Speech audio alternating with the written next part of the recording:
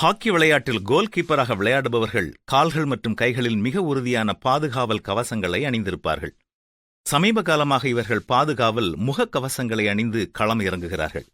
ஏனென்றால் வேகமாக பறந்து வரும் கார்க் பந்துகள் முகத்திலோ அல்லது அவர்கள் சரீரத்திலோ நிரந்தரமான பாதிப்பை ஏற்படுத்திவிடக்கூடாது என்பதுதான் காரணம். ஒரு குறிப்பிட்ட ஹாக்கி குழுவினுடைய கோல் கீப்பர் ஒருமுறை ஃபைபர் கிளாஸில் உருவாக்கப்பட்ட முகக்கவசத்தில் உருமும் சிங்கத்தை போன்ற படம் பதித்த கவசத்துடன் விளையாட்டு களத்திலே இறங்கினார். விளையாட்டு முடிந்ததும் அவரை சூழ்ந்து கொண்ட பத்திரிகையாளர்கள், இந்த புதிய முகக்கவசத்தின் சிறப்பு என்ன, ஏன் இப்படி சிங்க முகம் கொண்ட கவசம் அணிந்திருக்கிறீர்கள் என்று கேட்டபொழுது, இதை அணிந்து கொள்வதால் நான் பலசாலியாக உணர்கிறேன் என்றார். ஆம், அவருடைய அந்த வார்த்தைகள் உண்மையாகவே அவருடைய விளையாட்டில் வெளிப்பட்டிருந்தது. வெற்றியை ருசி பார்த்த அவருடைய அணியே அதற்கு சாட்சி. ஒன்றுமில்லாத காரியங்களை கூட மிகவும் வலிமையானதாக நம் மனம் மாற்றுகிறது, பார்த்தீர்களா? நாம் நம்மை பலசாலிகளாக எண்ணும் பொழுது பலமுள்ளவர்களாக தைரியமாக செயல்படுகிறோம்.